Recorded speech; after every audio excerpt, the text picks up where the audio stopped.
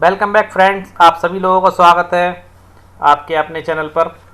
दोस्तों, आज हम आपके लिए एनसीईआरटी हिस्ट्री क्लास 8th के की पॉइंट लेकर के आए हैं। या इम्पोर्टेंट टॉपिक्स कौन कौन से हैं ये बताएंगे, उसकी जानकारी आज आप लोगों को देंगे। और की पॉइंट्स और इम्पोर्टेंट पॉइंट्स के अकॉर्डिंग आप एक माइंड मैप तैयार कर लेना कि हमें क्या क्या और किस तरीके से पढ़ना है। देखिए दोस्तों, अपनी पिछली वीडियोस में हमने आपको एनसीईआरटी के हमारे अतीत पार्ट फर्स्ट, जिसमें क्लास 6 की हिस्ट्री थी, कंप्लीट करा चुके हैं। और यूपीएससी में वो हमारे जीएस पोर्शन के अंतर्गत एंशिएंट हिस्ट्री के अंतर्गत आता है, यानी कि प्राचीन भारत का इतिहास के अंतर्गत आता है। और उसके बाद दूसरी किताब थी जिसका नाम था हमारे अतीत पार्ट सेकंड, जो क्लास 7 में चलती है एनसीईआरटी में। उसके अंतर्गत मेडाइवल हिस्ट्री आती है, जो कि जीएस का ही पार्ट है। यूपीएससी प्री एग्जाम के जीएस यानी कि जनरल स्टडी का हिस्ट्री के अध्याय का दूसरा पार्ट है मेडाइवल हिस्ट्री, यानी कि मध्यकालीन भारत का इतिहास। अब जो पुस्तक आप लोगों के सामने एनसीईआरटी की चालू होने वाली है, हमारे अतीत पार्ट थर्ड, ये 8th क्लास में चलती है। और इसके अंतर्गत आधुनिक भारत का इतिहास आता है, मॉडर्न हिस्ट्री ऑफ इंडिया आती है। तो दोस्तों, हम खाली इस वीडियो में आपको की पॉइंट बताएंगे कि क्या इंपॉर्टेंट पॉइंट और क्या की पॉइंट हैं, और इस एनसीईआरटी की बुक्स को किस तरीके से पढ़ना है, किस तरीके से रोड मैप बनाना है, क्या क्या हमारे लिए इम्पोर्टेंट है। देखिए, यूपीएससी की तैयारी करने के लिए चुनिंदा चीज़ों को पढ़ना चाहिए। ये नहीं कि हमने बहुत सारा इकट्ठा कर लिया और एग्जाम में उसमें से कुछ भी नहीं आ रहा। चुनिंदा चीज़ों को पढ़ें, रट्टू तोता ना बने, खाली रिवीजन करें, ज़्यादा से ज़्यादा रिवीजन करें, अपने माइंड में सेट करें चीज़ों को। रट्टू तोता नहीं बनना अगर सिलेक्शन चाहिए तो। जो इंसान यूपीएससी की तैयारी करने में रट्टू तोता बनने का प्रयास करेगा, उसको सिलेक्शन पॉसिबल है कि ना हो। ओके दोस्तों, टाइम वेस्ट ना करते हुए आज के अपने मेन पॉइंट्स पर आते हैं। देखिए फ्रेंड्स,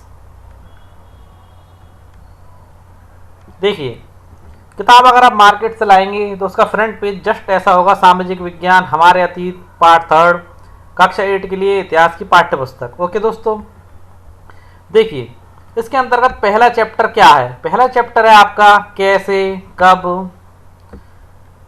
कैसे कब और कहाँ।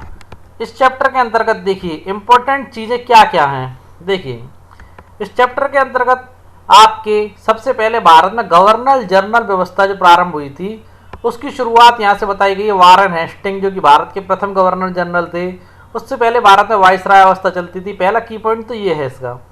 दूसरा की पॉइंट, हमारे भारत में जो सैनिक विद्रोह हुए थे, गृह विभाग को एक रिपोर्ट भेजी गई थी जिसमें मुंबई, कराची, विशाखापट्टनम में सैनिक विद्रोह के बारे में जानकारी दी गई है। सैनिकों को बेकार खाना दिया जाता था, उस विषय में भी सैनिकों ने विद्रोह किया था। दूसरा की पॉइंट आपका सैनिक विद्रोह है। ओके दोस्तों, और तीसरा महत्वपूर्ण इंपॉर्टेंट पॉइंट इस चैप्टर में से जेम्स मिल्स ने हमारे जो पीरियडाइजेशन किया है, भारत को 3 भागों में बांटा था, हिंदू, मुस्लिम और ब्रिटिश, जिसे भारतीय इतिहासकारों ने एडजस्ट ही नहीं करा, यानी कि उसे पसंद ही नहीं करा और ना अपनाया। उस पीरियडाइजेशन को यहाँ पर बताया गया है। ये चीज़ मैं आपको पहले भी बता चुका हूँ, मगर एक बार फिर से बता रहे हैं कि जेम्स मिल्स ने भारत को 3 भागों में बांटा था, 3 कालों में बांटा था, हिंदू, मुस्लिम और ब्रिटिश। क्योंकि पहले भारत पर हिंदू शासकों का राज था, फिर मुस्लिम शासकों का हुआ, फिर ब्रिटिश का। ओके दोस्तों, जेम्स मिल इसका एक महत्वपूर्ण की पॉइंट है। और दूसरा जेम्स रैनल, जिन्होंने सर्वे ऑफ इंडिया किया था। इन दोनों का जो मेन पॉइंट है, कीवर्ड के रूप में काफ़ी महत्वपूर्ण माना जाता है की पॉइंट, ये इंपॉर्टेंट पॉइंट है। अब देखिए आपका चैप्टर अध्याय यानी कि चैप्टर दूसरा, उसके अंतर्गत क्या है, व्यापार से साम्राज्य तक कंपनी की सत्ता स्थापित होती है। व्यापार से साम्राज्य तक। देखिए दोस्तों, ये आपको चैप्टर क्या बताता है कि अंग्रेज जो थे हमारे देश में व्यापार करने के लिए आए थे, और उसके बाद उन्होंने साम्राज्य तक पूरी सत्ता स्थापित कर ली थी। उस विषय में बता रहा है आपको। देखिए इसमें की पॉइंट्स क्या है आपके। सबसे पहला की पॉइंट है आपका ईस्ट इंडिया कंपनी का भारत आगमन। उसके बाद 1857 की क्रांति है कि 1857 की क्रांति में ब्रिटिश शासन के विरुद्ध भारी विद्रोह हुआ था, और जिसके नेता जो बनाया गया था, बहादुर शाह जफर को बनाया गया था। उसके बाद इसका इंपॉर्टेंट पॉइंट दोस्तों, very very important point, Plassey का युद्ध, जो नवाब सिराजुद्दौला के नेतृत्व में लड़ा गया और जिसमें गद्दारी करने वाले का नाम था मीर जाफर। उसके बाद दूसरा महत्वपूर्ण इंपॉर्टेंट की पॉइंट इसका बक्सर का युद्ध है। उसके बाद अंग्रेजों की विलय नीति, जिसके तहत झांसी को और सभी राज्य को अपने अधीन किया गया, और एक महत्वपूर्ण हिंदुस्तान का शासक टीपू सुल्तान। ये सारे इसके की पॉइंट है इस चैप्टर के। आगे देखिए, ग्रामीण क्षेत्र पर शासन चलाना। तीसरा चैप्टर, इसके की पॉइंट आपका कंपनी का दीवान बनना। देखिए 12 अगस्त 1765 को कंपनी को बंगाल का दीवान तैनात कर दिया गया। इससे पहले किसी इंसान को तैनात किया जाता था दीवान के रूप में, अब कंपनी को दीवान तैनात कर दिया गया मुगलों द्वारा, बादशाहों द्वारा। ये उनकी सबसे बड़ी भूल थी दोस्तों। पहला कीवर्ड यही है, कंपनी का दीवान बनना। और दूसरा आपका की पॉइंट है नील। नील जो है आपका, नील का उत्पादन, नील विद्रोह, ये काफ़ी वेरी वेरी इंपॉर्टेंट क्वेश्चन है और यहाँ से प्रश्न उठने की पूरी पूरी संभावना बनती है दोस्तों। तो नील वाले की पॉइंट को आप बिल्कुल भी ना छोड़ें। उसके बाद कंपनी की आय, फिर इकोनॉमिक पॉलिसियाँ, आर्थिक पॉलिसी कौन कौन सी बनी, जमींदारी सिस्टम बना, रायतवाड़ी सिस्टम बना, महलवारी सिस्टम बना, और इनको इंट्रोड्यूस करना, ये इसके की पॉइंट है। ओके फ्रेंड्स, अब देखिए आपका चौथा, आदिवासी, दिकू और एक स्वर्ण युग की कल्पना। इस चैप्टर में से, ये जो चैप्टर है आपका सारे चैप्टरों में से, इस क्लास के सारे चैप्टरों में से वेरी वेरी इंपॉर्टेंट है और इसमें से आपके यूपीएससी प्री का क्वेश्चन आता है, क्योंकि यूपीएससी प्री ऐसे ही क्वेश्चन पूछती है जो स्टूडेंट ने ना पढ़े हों। और ये आदिवासी संबंधित क्षेत्र है, इसलिए यहाँ से प्रश्न हमेशा पूछे जाते रहे। इस चैप्टर को तो आप लोगों को छोड़ना ही नहीं है, बिल्कुल भी मिस नहीं करना। इसके की पॉइंट जान लीजिए। देखिए की पॉइंट के रूप में एक बिरसा मुंडा, कौन थे बिरसा मुंडा, जो 1870 में हुए थे, एक आदिवासी नेता थे, वो महत्वपूर्ण है। और जो आदिवासी लोग होते थे उनका एक स्थान से दूसरे स्थान पर जाना यानी कि पलायन करना, वो महत्वपूर्ण है। क्यों करते थे, किस वजह से करते थे, कुछ पशुपालन की वजह से करते थे, कुछ की आदत होती थी एक स्थान से दूसरे स्थान पर जाकर के रहना, कुछ पानी की वजह से करते थे, कुछ फसलों की वजह से करते थे, वो सारी चीज़ें बताई गई हैं। तीसरा इसका जो की पॉइंट है आदिवासी कानून है। चौथा, जो आदिवासी लोगों को क्या प्रॉब्लम्स आई, और उसके बाद जो आदिवासी लोग जो ग्रुप्स में रहते थे उनके जीवन यापन का क्या तरीका था। और देखिए ब्रिटिश कंपनी ने इनको किस प्रकार प्रभावित किया, इनके रहन सहन को। दोस्तों आदिवासी के रहन सहन को इस प्रकार प्रभावित किया गया कि जंगलों को काटा जाने लगा। जंगलों को काट करके रेलवे पर पहले क्या होता था, रेलवे की पटरियों के बीच में स्लीपर बनाए जाते थे जो लकड़ी के होते थे। तो उन लोगों को जंगल में से जगह खत्म हो गई तो स्लीपरों के सहारे वो बेचारे निवास करने लगे थे। ओके दोस्तों, ये इसके इंपॉर्टेंट पॉइंट है और वेरी वेरी इंपॉर्टेंट चैप्टर है आपका। उसके बाद आपका चैप्टर आता है पांचवा, जब जनता बगावत करती है, और 1857 और उसके बाद। देखिए दोस्तों इसके अंतर्गत नीतियां और लोग आते हैं, हमारे भारत की नीति और लोग इंपॉर्टेंट चैप्टर है चौथा और पांचवा आपका। उसको सैनिक विद्रोह आते हैं, उसको सैनिकों ने विद्रोह किए थे। ओके दोस्तों, सैनिक विद्रोह के बाद आपकी सैनिक विद्रोह जो हुआ था 8 अप्रैल 1857 में मंगल पांडे द्वारा किया गया था। मंगल पांडे एक इसका महत्वपूर्ण की पॉइंट है, इंपॉर्टेंट पॉइंट है। कहाँ पर करा था, बैरकपुर में करा था मंगल पांडे ने। और इस सैनिक विद्रोह आपके कहाँ से चले थे, मेरठ, दिल्ली, कानपुर, लखनऊ, ये चलते ही रहे थे। मेरठ टू दिल्ली कह सकते हैं इसे, सैनिक विद्रोह जो चला था। ओके दोस्तों, अब देखिए आपके ये सारे के सारे जो पॉइंट हैं आपके 1 से लेके 5वें चैप्टर तक के, इसके विषय में बता देते हैं। इसमें आपको क्या करना है, सबसे पहले एम माइंड मैप तैयार करना है। इस किताब में इम्पोर्टेंट रूप से तो यही पढ़ने लायक है, मेन हिस्ट्री के उद्देश्य से। व्यापार के उद्देश्य से बाकी का पार्ट पढ़ने लायक है, मगर हिस्ट्री के उद्देश्य से यही पढ़ने लायक है। ओके दोस्तों, एम माइंड मैप तैयार करना है। दूसरा दूसरा भी इंपॉर्टेंट पॉइंट यानी कि मेन पॉइंट लिख लेने हैं आप लोगों को। ओके फ्रेंड्स, तीसरी प्रीवियस ईयर के क्वेश्चन पेपर सॉल्व करने हैं आपको। क्या करना है, प्रीवियस ईयर के क्वेश्चन पेपर सॉल्व करने लगातार आप लोगों को।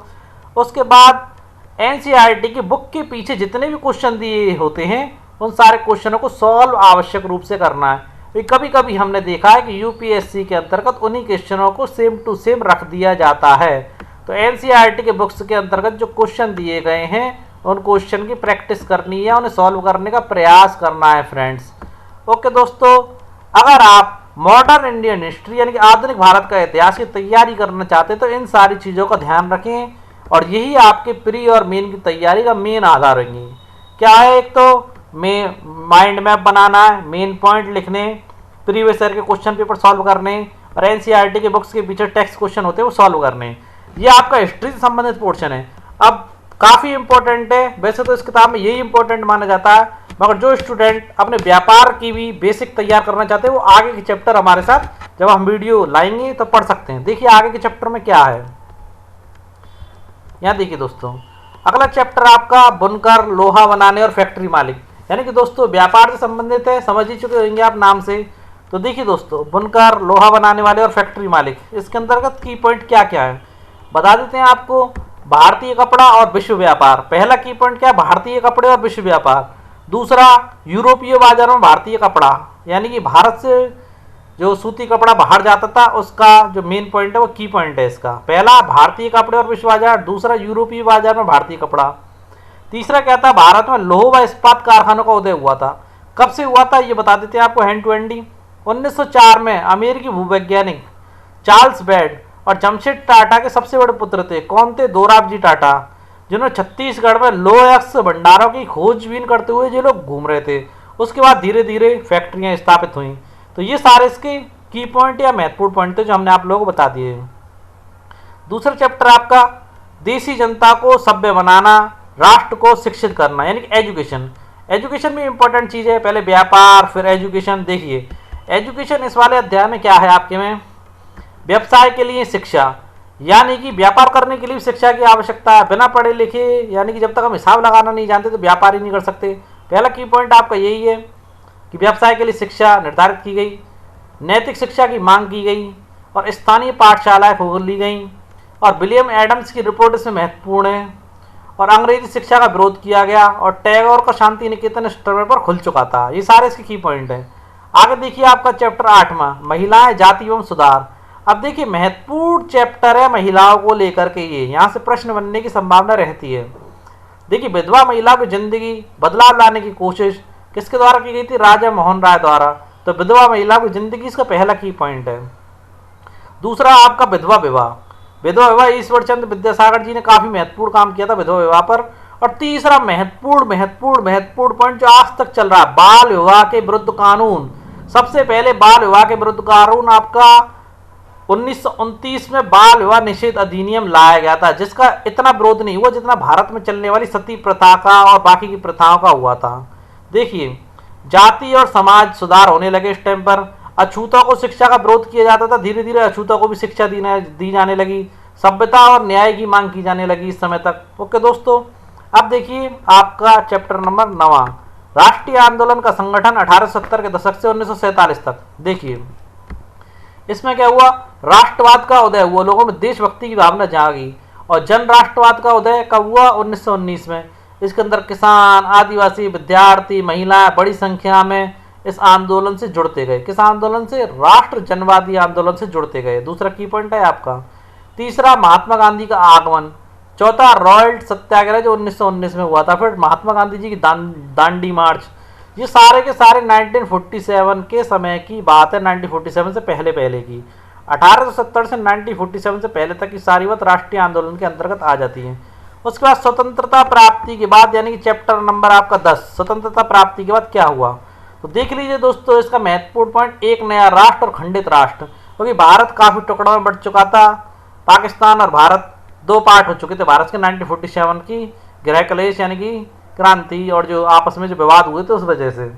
दूसरा, नए संविधान की रचना की गई, राज्यों का गठन, विकास की योजनाएं बनी जैसे पंचवर्षीय योजना। और 15 अगस्त 2007 तक भारत के 60 वर्ष पूरे होने तक का पूरा कार्यक्रम इसके अंतर्गत दिया गया। स्वतंत्रता के बाद जो हुआ वो सब कुछ। तो इन सारे चैप्टर के की पॉइंट्स मैंने आप लोगों को बता दिए हैं। पहले आपके 5 चैप्टर इंपॉर्टेंट है हिस्ट्री के उद्देश्य से, फिर बाकी के चैप्टर आपके व्यापार, शिक्षा, महिला सुधार और बाकी आपके देश संबंधित चीजों के लिए संबंधित हैं। देखिए ये व्यापार से संबंधित है, या शिक्षा से संबंधित है, महिला से संबंधित है, राष्ट्रीय आंदोलन, स्वतंत्रता। ये दोनों चैप्टर आपके एक ही टॉपिक से संबंधित है, यानी कि देश से। इसको हम आधुनिक भारत का इतिहास भी कहते हैं, मॉडर्न हिस्ट्री ऑफ इंडिया के नाम से भी जानते हैं। इसके बाद कल से आप लोगों को हमारी 8th क्लास की या आधुनिक भारत की या मॉडर्न हिस्ट्री की वीडियोस मिलना प्रारंभ हो जाएंगी। तो दोस्तों ज़्यादा से ज़्यादा लोगों को जोड़िए, ज़्यादा से ज़्यादा लोगों को शेयर करिए, ज़्यादा से ज़्यादा चैनल को सब्सक्राइब करिए, जिससे हिंदी मीडियम के छात्र अपनी तैयारी को बेहतर से बेहतर बना सकें। इस बार हिंदी मीडियम के छात्रों का यूपीएससी में रिजल्ट जो स्कोर रहा है काफ़ी कम रहा है, क्योंकि उन्हें कंटेंट नहीं मिलता पढ़ने का। तो उन लोगों तक कंटेंट पहुँचाएँ, ज़्यादा से ज़्यादा लोगों को जोड़ें, जिससे सबका भला हो सके। फिर मिलते हैं दोस्तों कल अपनी नेक्स्ट वीडियो के साथ। जब तक के लिए जय हिंद दोस्तों।